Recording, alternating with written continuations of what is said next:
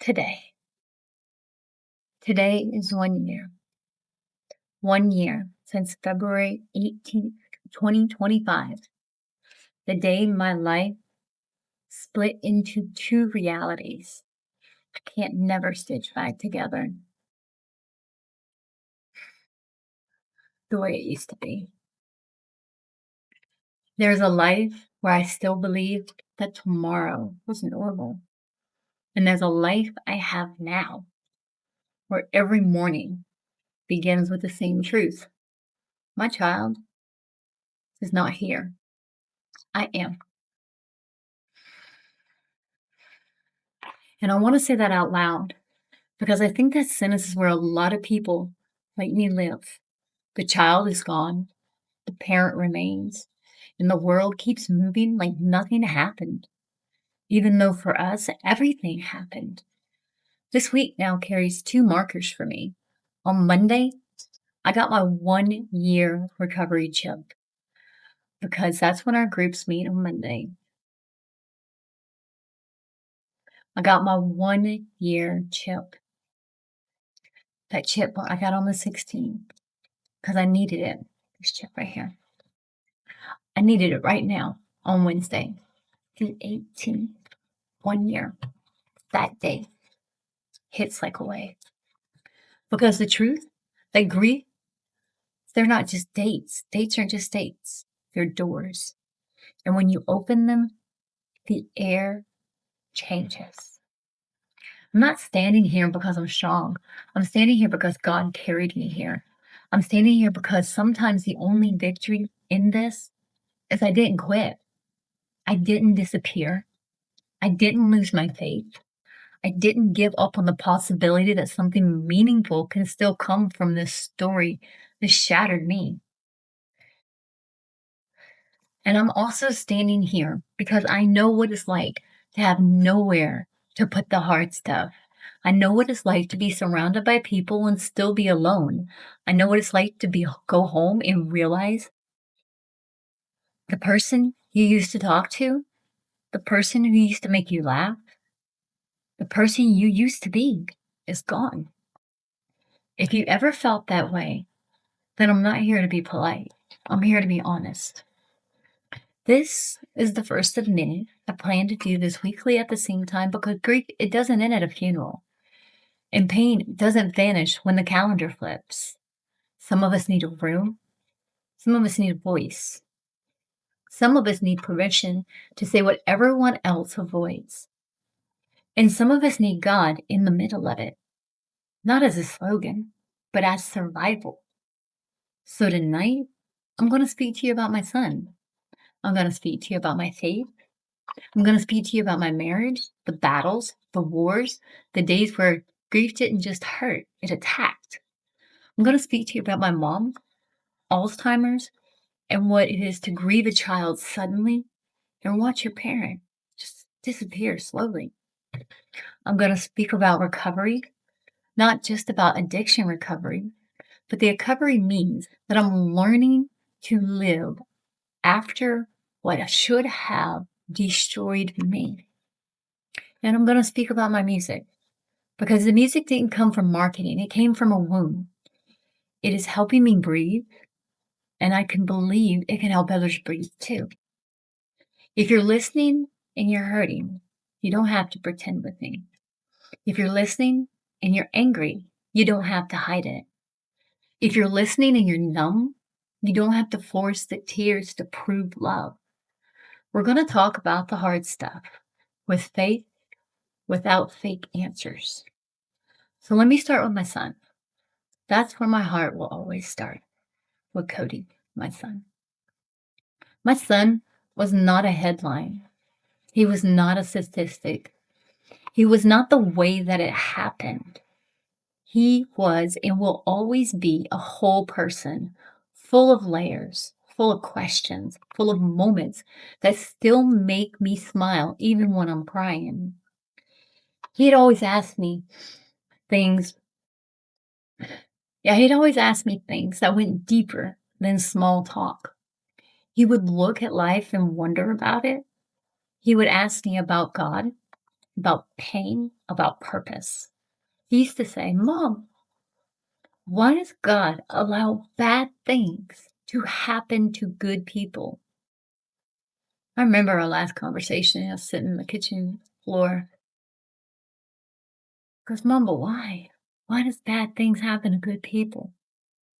And to be honest, I didn't have a perfect answer. I don't have a perfect answer now.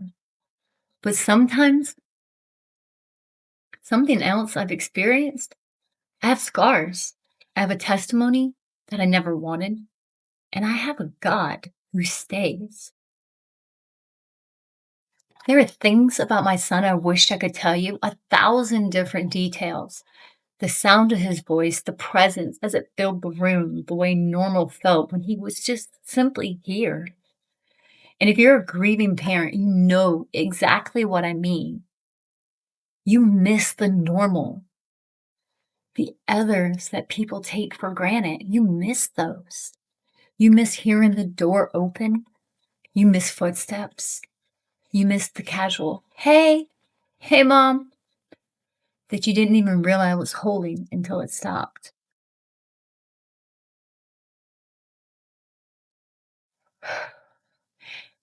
And here's one of the hardest truths I've had to face this year. I have learned that there were chapters I didn't see. There were parts of his inner world he didn't give me access to. There were things he carried quietly, and that realization can mess with your mind because it makes you replay everything. It makes you go back through every conversation and ask, did I miss something? Did I miss a cry for help? Did I ignore a sign? Was I too busy? Was I too trusting? Was I too strict? Was I not strict enough? Was I not present? Was I too present? It makes you question every single thing, everything to that day. It makes you question it over and over and over again. And that's torment in your mind. And I need to say this for the parents listening. Guilt is not the same as love, but guilt often dresses itself in love's clothes. Guilt will tell you, if I had loved better, they would still be here. But love is not control, and motherhood is not omniscient. Sorry, I can't even say that word, but it's not omniscient. None of us are God. We can't see everything. We can't know everything. We can't find everything. We're not there all the time. We don't know everything. Still, when you lose your child suddenly, your mind becomes a courtroom. Your memories that become evidence. And you are both the prosecutor and the defender. And the sentence is always the same. Life without them. So yeah, I have to ask the hard questions. Yeah, I've wrestled. Yeah, I've cried out. But I have not turned my back on God. I'm not angry at God. I'm confused. I'm broken. And I'm learning. But I still believe God is good. I still believe God is holy. I still believe God is present. And if you think faith means you never have questions, then you've never had your heart ripped open. Faith isn't about the absence of questions. Faith is about bringing the questions to God instead of running from Him. The day I lost my son, on February 18th, 2025, 1 year exactly today, I can't fully explain what that does to a person. I can only say that this type of shock, that changes your chemistry of life. Nothing looks the same after. The room you stand in becomes a landmark. The time of day becomes a trigger. The simplest things become a weapon. A smell, a song, a session, a season, a piece of clothing, a random memory that hits you like a car you didn't see coming. And then the world expects you to handle it. Handle it like you're checking out groceries. Handle it like you're paying a bill. Handle it like you're just supposed to gather your stuff and move on. Handle it. But grief isn't a problem that you solve. Grief is a reality that you learn to live inside. At first, it's survival. It's not inspirational. It's not pretty. It's not the movie moment where you cry and then you heal at the end of it, where everything's all wrapped up in a pretty bow. It's not that. It's paperwork. It's appointments. It's a death certificate. It's reading words on paper that make your stomach flip. Because now the worst thing that could ever happen to you is now documented in ink.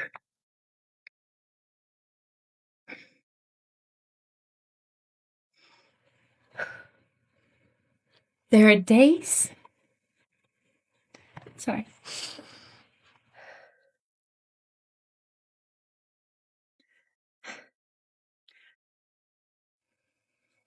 There are days this year. I'm gonna do this. Okay. I gotta do this.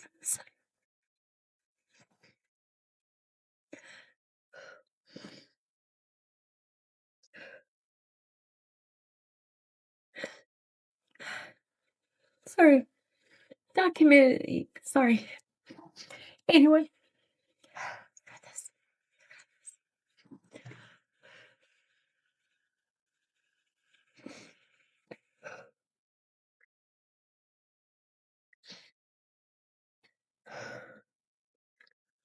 Okay, God, help.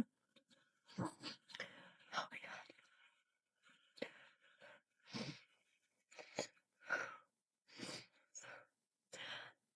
There were days this year where I felt like my grief was being judged rather than supported. You got this. Like I was being watched, measured, evaluated. And if some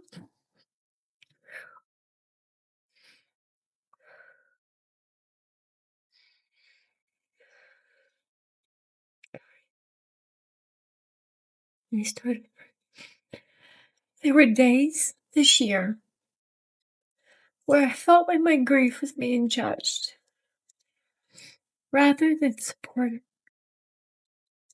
Like I was being watched, measured, evaluated,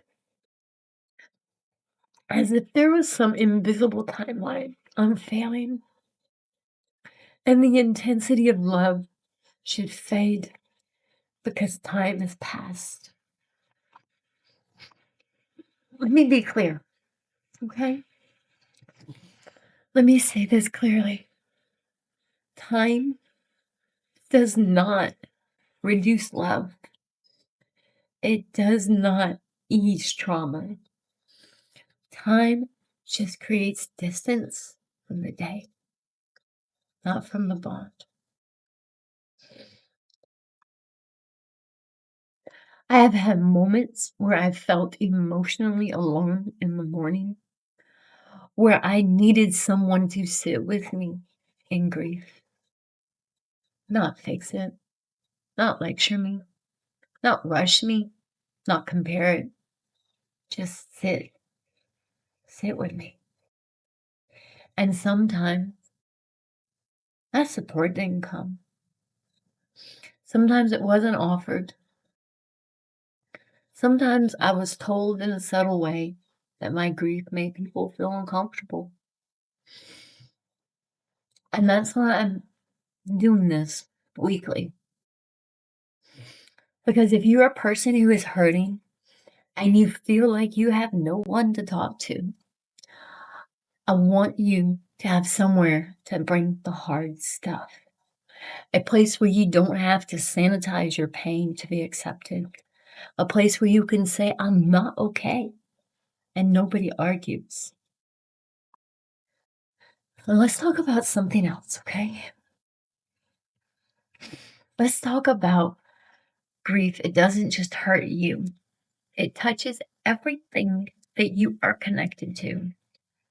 It touches your marriage, touches your parenting, it touches your friendships, it touches your faith, it touches your body, it touches your mind, it touches your identity. You're not just grieving your child, you are grieving the version of you that existed when your child, my child, was alive. For me, grief has been layered because while I'm grieving my son suddenly, I'm also living the slow heartbreak of my mother's Alzheimer's. She's at stage 7F. If you know what that means, you know it's the stage where your body is still here, but the person you know is slipping farther away.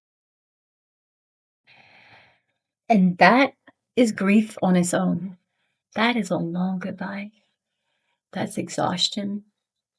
That's watching the decline and carrying it day after day.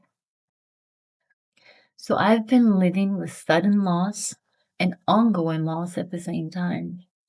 And if you've never had layered grief, you might think one pain cancels the other pain, but it doesn't. It stacks. It compresses your chest. It makes your sleep complicated. It makes your nervous system on alert. I've had many, many nights overnight hearing from my mom with my father, watching how much he loves my mom. That pure, unconditional love that he shows her, he's never angry. He's never short. Always showing the love of God to my mom. He is priceless. Their love is priceless.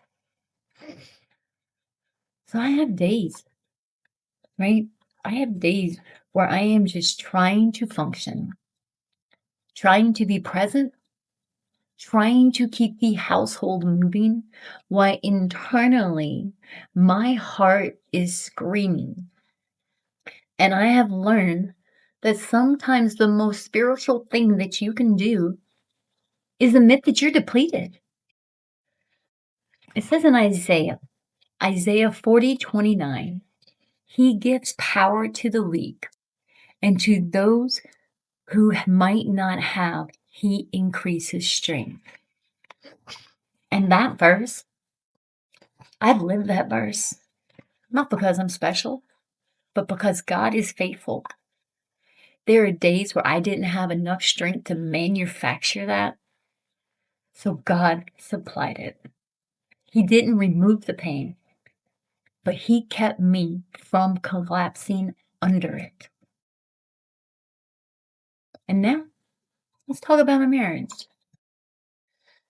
Because that is where a lot of people are afraid to talk, to be honest.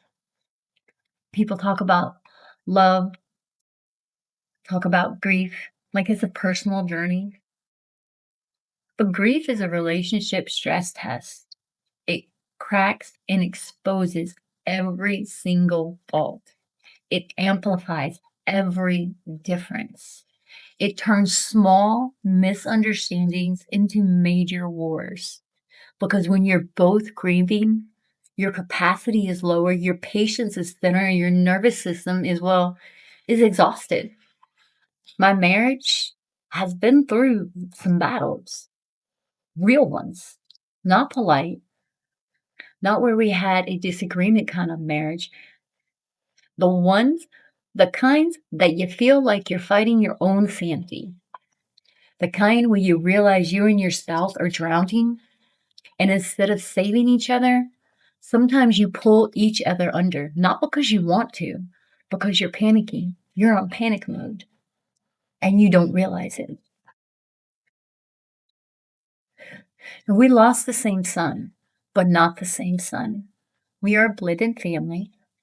My husband came into our life when my son Kody 16, 17, and my son was 23 when we lost him. So the connection is not the same, and I get it. And that makes this even harder. We did not lose him the same way. We don't grieve the same. We don't process the same. We definitely don't express the same. And I want to say something that might help someone listening. Differences in griefs can look like lack of love, but they aren't always. Sometimes one person becomes quiet. Sometimes one person becomes angry. Sometimes one person becomes numb. Sometimes one person needs to talk every day. I guess that's me. Sometimes one person don't talk at all. And when those two people that are married, it can create war. And I'm not talking about a pretty war. I'm talking about war. There are moments I feel alone inside my own home. There are moments I feel misunderstood. There are moments I feel like my pain has nowhere to land. If you've ever been there, then you know how painful it is to grieve a child while also feeling like your marriage is straining under the weight. And granted, my husband feels all those same things. And I don't give him credit for a lot of those same things. Feeling misunderstood, feeling alone, feeling like his pain has nowhere to go because we haven't found that ground yet to be able to talk. And I know. I'm not sharing this to attack anyone by any means. I'm sharing it because it's real. And if we don't talk about the real, people think they're the only ones living it. They think that something is wrong with them for struggling. I know I did. But grief is heavy. We don't need to put shame on top of it. So, yeah, there have been battles. There still are. There have been words. There still are. There have been moments of feeling like, God, I cannot take this anymore. I am breaking. There have been those moments. There was those moments earlier, right? There have been moments when my grief didn't just hurt, it attacked my sense of safety. It attacked probably his sense of safety, my sense of being held, my sense of being understood. Because when you're in this, you're not really listening. You're not. I claim that. I mean, I don't. I want him to hear me, and he wants me to hear him, but we're neither one listening to each other. So I get it. And yet, I also want to honor this. Even in the war, love has not died. Love gets tired. Love gets strained. Love gets tested. But love can also be rebuilt, not into the old, because it can't go back to the old, but into something stronger and more honest if you allow it. Now, that's the hard part, allowing it. And that's the theme I keep coming back to. I'm not going to go back to who I was. I can't. I just can't. I'm not the same. But I can become someone who survives with purpose, someone who carries love forward, someone who tells the truth, someone who keeps God at the center even when life makes no sense at all. Now, let me talk about my faith. Not a faith as a phase, but faith as an oxygen. There are nights I didn't have long prayers. I have one word: Jesus. Jesus.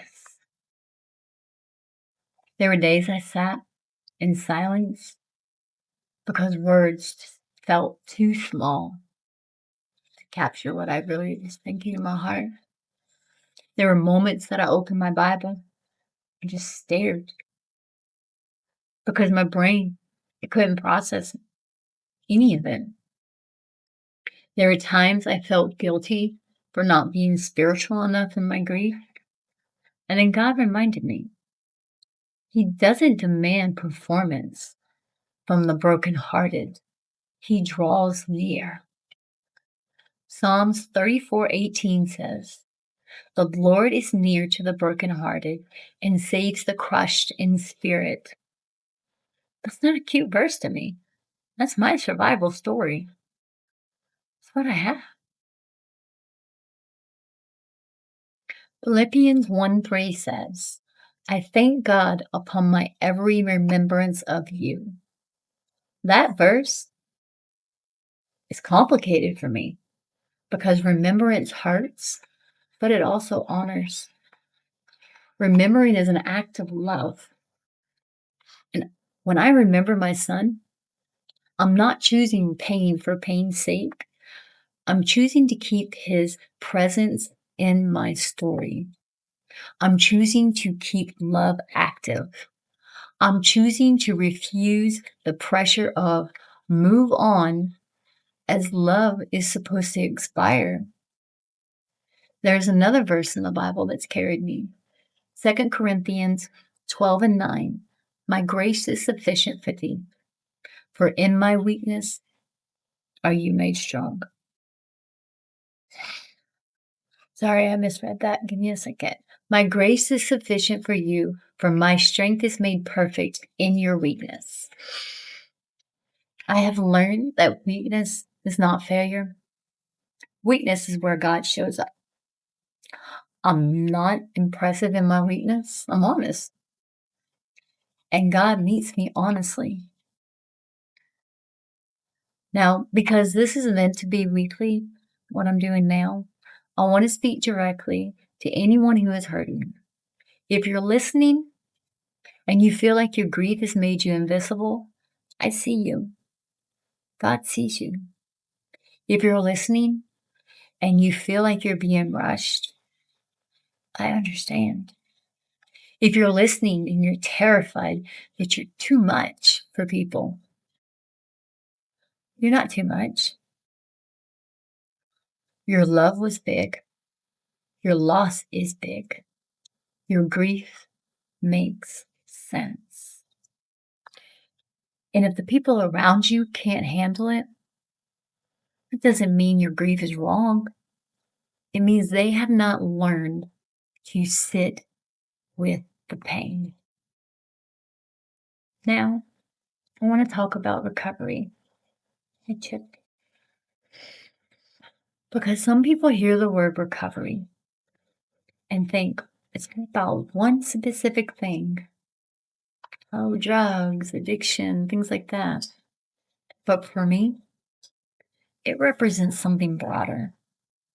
Recovery is learning to live again. Recovery is learning how to breathe without your child. Recovery is learning how to wake up and not collapse. Recovery is learning how to function while your heart is still bleeding. And if you're in a recovery community, you know that this chip doesn't mean that you're finished. They mean you're faithful. They mean I keep showing up. They mean I didn't isolate.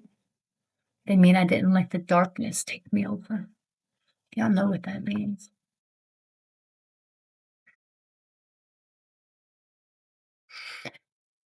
When I hold this chip today, as I'm holding this chip today, I think about 365 days, 365 mornings where I did not want to get out of bed, 365 nights where I did not want to go to sleep because sleep meant waking up again. 365 times I had to choose to keep going. And I'll tell you something else. Some days, that choice wasn't heroic. It was tiny. It was, I'm going to take a shower. It was, I'm going to eat something. It was, I'm going to answer that text message. Maybe it was, I'm going to drive to the therapy, even if I don't know what to say. That that's recovery too. Therapy has been a part of my story. Not because I think therapy replaces God, it doesn't. But God can use tools. God can use counselors. God can use groups. God can use recovery programs. God can use safe rooms where you can say things that you don't feel safe saying anything else. And sometimes therapy is not about feeling instantly better. Sometimes it's about learning the language for what you feel. It's about learning that trauma lives in the body. It's about understanding triggers. It's about being witnessed, not fixed. Because grief doesn't need fixing, it needs witnessing, it needs being heard. And I want to talk about my music, my videos, because this has become like a lifeline to me. It's not a hobby. My husband thinks it's a hobby, but it's not. I told him it's my survival. It's a ministry through a room. This is the way I take what is unspeakable and give it words. This is the way I take what's chaotic and give it structure. This is a way to stand in a world where I feel powerless to say, I can still create something honest. I write under the name Broken Beyond Repair. And that name is not an exaggeration. It's the truth of what grief does. It breaks you in a way that no one can see. It breaks your future. It breaks your assumptions. It breaks your identity. But here is what God has been showing me. He doesn't waste brokenness. He doesn't waste tears. He doesn't waste suffering. He can turn ashes into something else that has breath. Each song I've written has been a chapter. Each release date carries meaning. Each lyric is something I could not keep trapped inside. And the videos, the visuals, the storytelling, it's not about being perfect. I'm just learning how to do them. It's about being present. It's about giving grief a voice. It's about letting other people see themselves. Because when you lose a child, you feel like your life becomes a language that nobody speaks. You can feel like you're the only person living in that exact pain. And then when you see someone say it out loud, it doesn't fix you, but it does something important. It reminds you you're not alone. That right there is what I want this to be. Weekly, raw, faith anchored truth. A space where the hard stuff can be named. A space where people can exhale. And I want to say something to every person who has been told to be positive. I believe in hope. I believe in God. But I don't believe hope requires denial. I don't believe faith requires silence. And I don't believe God is honored when we pretend we are fine. God already knows the truth, y'all. He knows we're a mess.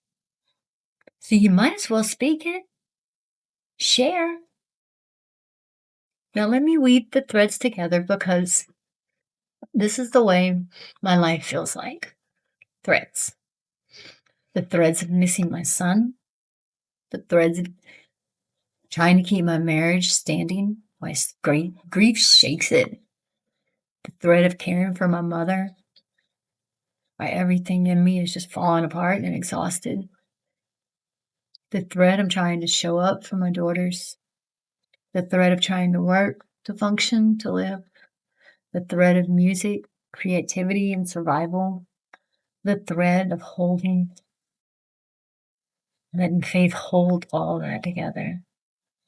And some days, those threads, be honest, they feel like they're unraveling.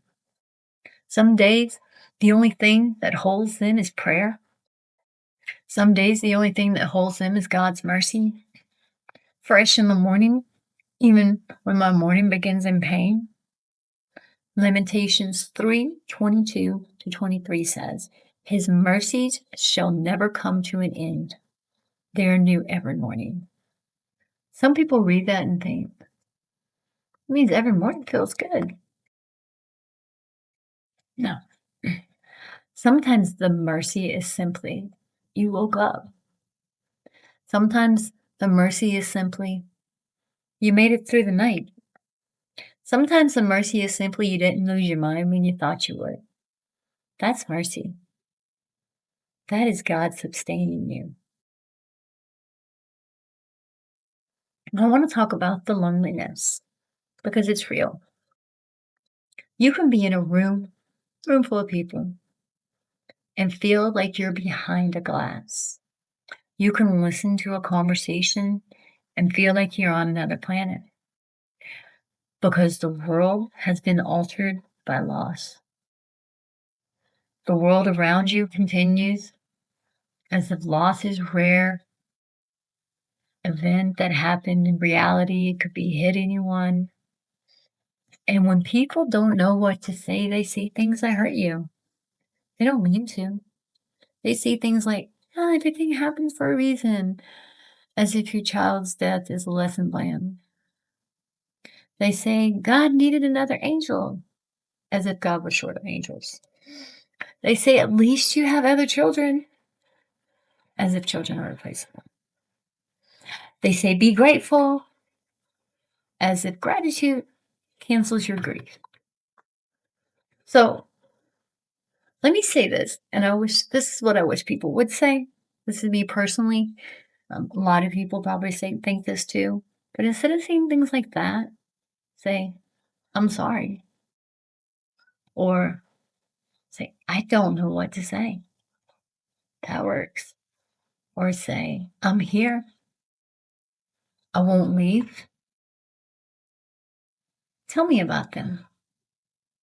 That last one, tell me about them. Because we as parents need to speak our child's name. That one matters. We need to keep love alive. We need the whole world to acknowledge our child, not Kody. They mattered. So tonight, I speak his name in my heart. I speak Kody. All day I speak Kody. I speak his life. I speak his significance. I speak the truth that my love did not end when his breathing ended. Now, as we approach the 1-year mark today, I want to speak about the fears that come with anniversaries. Anniversaries that can make you feel like you're falling off a cliff. You can feel the day building toward it. I know I did. Like your body knows something is coming. You can feel the dread, the tension. You can feel the flashbacks. You can feel, I don't know if I can handle that day. There's a change in the air. That's you. I want you to hear this. You don't have to be brave on their anniversary. You only have to be honest. You only have to breathe. You only have to do the next right thing. And if your next right thing is to sit in the grief, then sit. If your next right thing is to be alone, then be alone. If your next right thing is to reach out, then reach out. Don't let anyone script your grief for you. This is my next right thing. For me, this 1-year chip right here, it's symbolic, but it's also practical because it gives me something to hold. When your heart is shattered, sometimes you need something physical. You need something you can touch and say, I've made it this far. 365 days, I've made it this far. Not because you're healed, but because you endured. And endurance is spiritual. James 1, 2, and 4 talks about perseverance producing maturity. I do love the process. I don't. I don't love the process, but I'm seeing something in myself that I didn't know I had, the ability to keep going without answers. That's not weakness. That's faith refined. Now, let me talk more deeply about my marriage because I promised I would not skim over it and I won't. Grief can make your home feel unsafe, not because someone's trying to hurt you, because two wounded people can misfire, two exhausted people can react, two traumatized people can interpret everything through pain.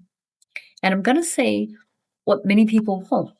Sometimes the marriage battle after a child loss isn't about the grief, it's about everything that grief exposes: old wounds, old patterns, unspoken resentments, different coping styles, different expectations, different ways of being in comfort. And when you're already shattered, those differences can feel like betrayal.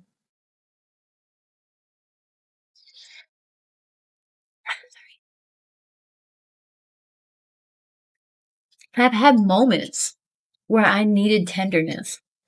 I've had moments where those were met with distance. I've had moments where I needed listening and felt I was met with defensiveness. I've had moments where I needed space, felt crowded. I've had moments where I needed partnership and felt alone. And if you're married and grieving, you might realize this. You're both hurting, but you're not hurting in sync. And when you're not in sync, you can feel like enemies instead of teammates. And I am learning to name what I need, but still naming it can still cause worse. I'm learning to say I'm not okay and I don't need a solution. I need you to sit with me. And that still can create battles. I'm learning that grief is not a competition and that can create a divide because we're a blended family and our grief is not the same. I'm learning that sometimes love has to be rechosen every day. That's not romance. That's commitment under fire. And here's the truth. I've not always been the easiest person to live with this year. I know that. Because grief is not polite. It's not measured. It's not predictable. Sometimes it looks like tears. Sometimes it looks like shattered. Sometimes it looks like silence. Sometimes it looks like rage. Sometimes I look like shutdown. Sometimes I look like anxiety, obsessive thoughts. Sometimes it looks like not trusting anyone with anything because the worst thing has already happened to you. So your brain thinks, what else is possible? What else matters? Right? Grief changes your nervous system. It makes you vigilant. It makes you tired. It makes you retroactive. And if you don't name it, you end up blaming each other for symptoms of trauma. So, yeah, marriage has been hard. And if you're still listening and you're ashamed that your marriage is hard after loss, please don't. It's common. It's understandable. It's human. What matters is what you do with it. I'm choosing to fight for truth. I'm choosing to fight for healing, even though it can be difficult. I'm still choosing to fight for faith. Not a perfect faith, but a faith that stays. And I'm choosing to keep telling the truth so that people feel less alone. Now I want to talk about my mom. Okay? Because losing a child doesn't remove your mother, it doesn't remove being like who you are, but it changes. You don't stop being a mother when your child dies. I don't like that word. When your child dies, you become a mother with a different kind of ache. And motherhood love has no place to physically land. A mother who carries a child's memory instead of in her arms. And if you have other children, which I do, You're now a mother while grieving. You're mothered while tired. You're mothered while triggered. You're mothered while half your heart is in heaven and the other half is on the ground. And I have learned how to show up for my daughters while my heart is still torn. I have learned how to let them grieve in their own way. I have learned how not to control their process, even when I want to just protect them from their pain. And I have learned that it's okay for our house not to be normal. Normal died with my son, but love didn't. And then there's my mom, my sweet mother, in late stages of Alzheimer's. That is a different kind of heartbreak. It's watching your best friend, she told everything to, slowly fading. It's watching the changes, watching the exhaustion of my father. It's an emotional toll of feeling like you're grieving someone who is physically still here present. It's also a reminder life is fragile. Identity is precious. Moments matter. And sometimes I feel like I'm carrying two impossible realities at once. One loss that hit like lightning, and one loss that slowly drips day by day. If you're caring for someone while grieving someone else too, I want to hear you. You are doing holy work, even if no one claps, even if no one understands, even if you feel invisible. God sees you. Now, I want to bring it back to scripture again, not as a bandage, but as a backbone. There's a verse in John 11 where Jesus is at Lazarus' tomb, knowing he is about to raise him. And still, the most famous verse in the Bible, Jesus wept. Tells me something. It tells me that tears are not a lack of faith. It tells me that grief is not a sin. It tells me that God is not rushing my mourning. It tells me that love cries because God is love. Jesus wept. Think about that. So I'm done apologizing for my tears. I'm done shrinking my grief to make others feel comfortable. If Jesus wept, I can too, and so can you. Another verse that's grounded me, actually one of my son's favorite verses. I say every single night. Psalms 23. Even though I walk through the valley of the shadow of death, I would fear no evil because your love comforts me. Notice that. Through. Not stuck, not abandoned, but through. Some days I don't feel like I'm moving. Some days I feel like I'm sitting in the valley. But the truth is, I'm still here. And God is still with me. And then there's the truth of heaven. I'm not clinging to it as a heaven as a denial. I'm clinging to heaven because Jesus promised it. I'm clinging to heaven because I believe that death is not the end. And I'm clinging to heaven because if I don't, grief becomes unbearable. I believe my son is not lost. He's ahead. I believe I will see him again. I believe the separation is only temporary, even if it feels endless. I believe that when Jesus died on that cross, there was a purpose. He didn't die in vain. Why else would he die on that cross? If there was not a reward, what was he even doing on the cross? If there was not a purpose behind it. Think about it. If that didn't happen, If there was no need for Jesus to die on that cross, but if there was a need, there was a need, and that need was to get into heaven. To admit that we've done wrong. So yeah, I believe in heaven. Not all my life. I got saved when I was 27. And I believe that Jesus died on that cross for me to be able to enter that door. And I know that my son is in that door. So yeah.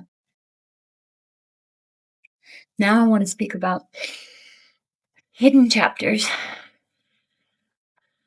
Because that theme is not just a title.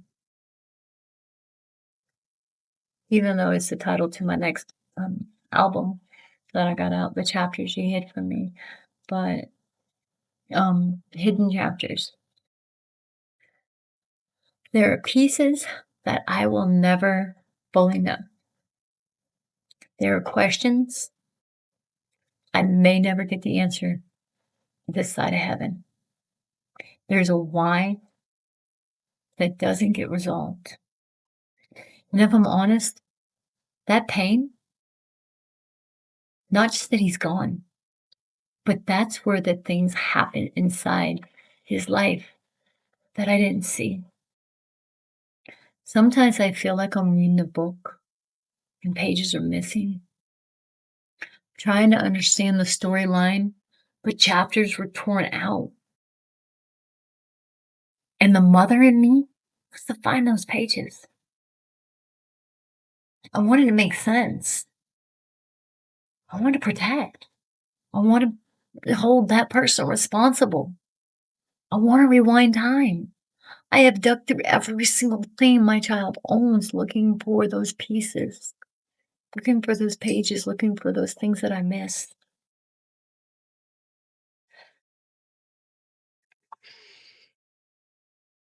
Everything. And in that wrestling, I keep coming back to this. God sees what I don't. God sees the whole story. God sees what was hidden. God sees motives. God sees pain. God sees thoughts. God sees every moment that I didn't witness. And if I can't hold the whole story, I can't find that. I must place that story in the hands of the one who can. That's faith.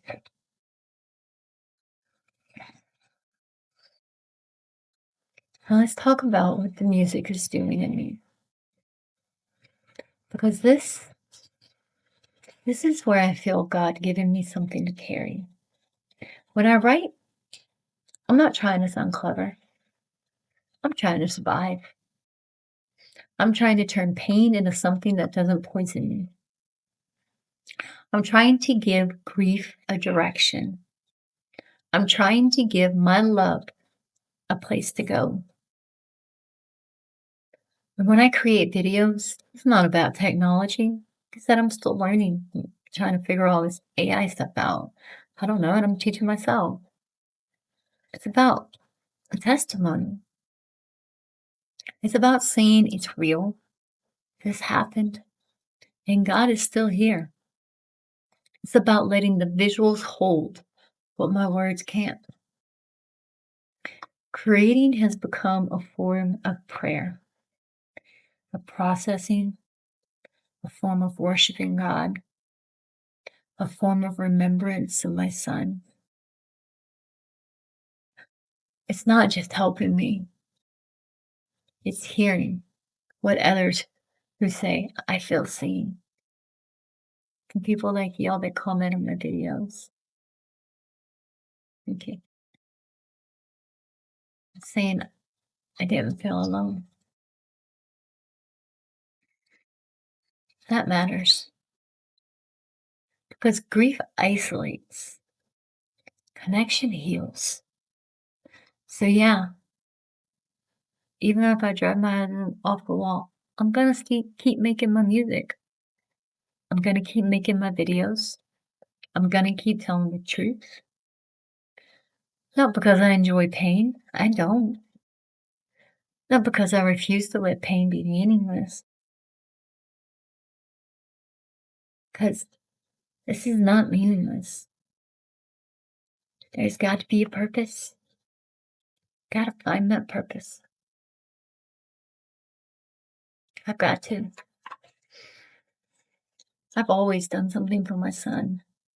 And two, it helps me feel like I'm still doing something for my son. Right? It keeps me from going insane.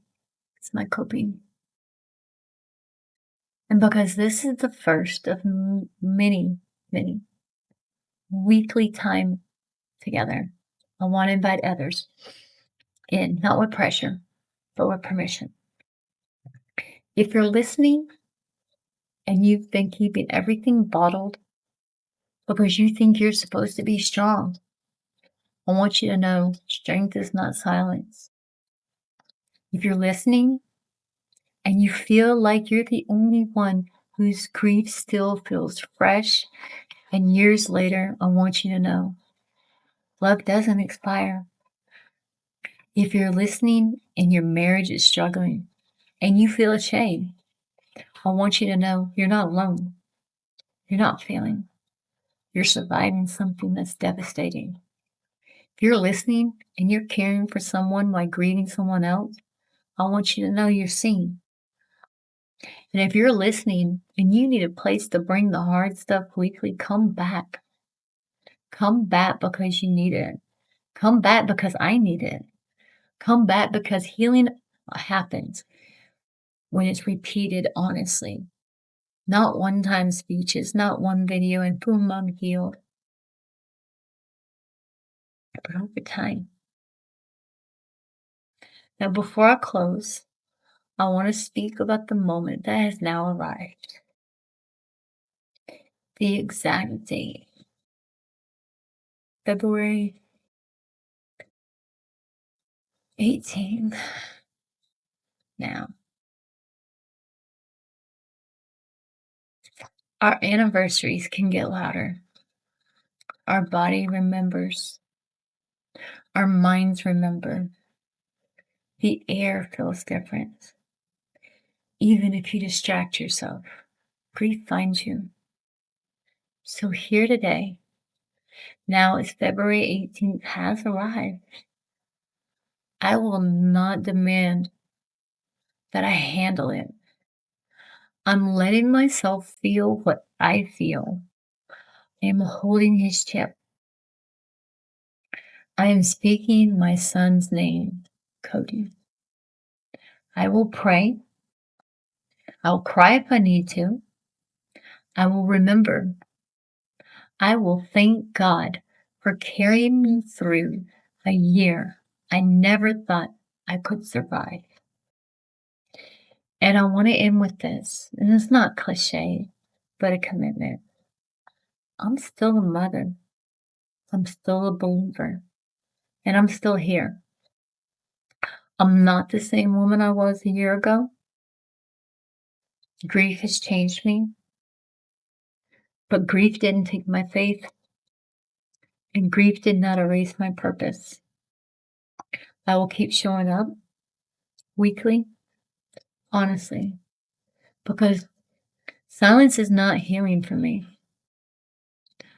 I will keep creating because music gives my love somewhere to land.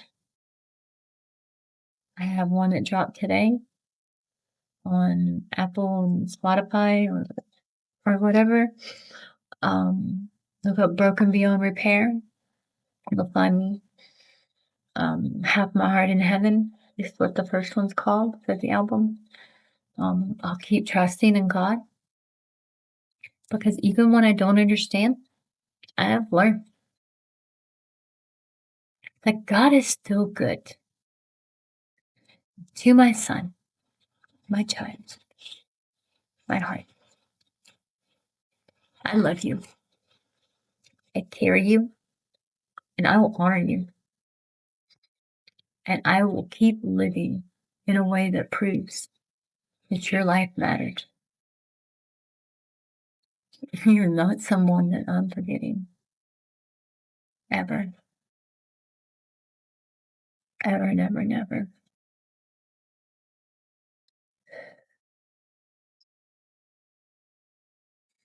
So, God, thank you for holding me when I couldn't hold myself. Thank you for breath when I didn't want it. Thank you for strength when I had none. Thank you for mercy every morning. And for anyone listening who's hurting, I ask you to draw near, close to the brokenhearted, to give them something to hold on to tonight. Amen.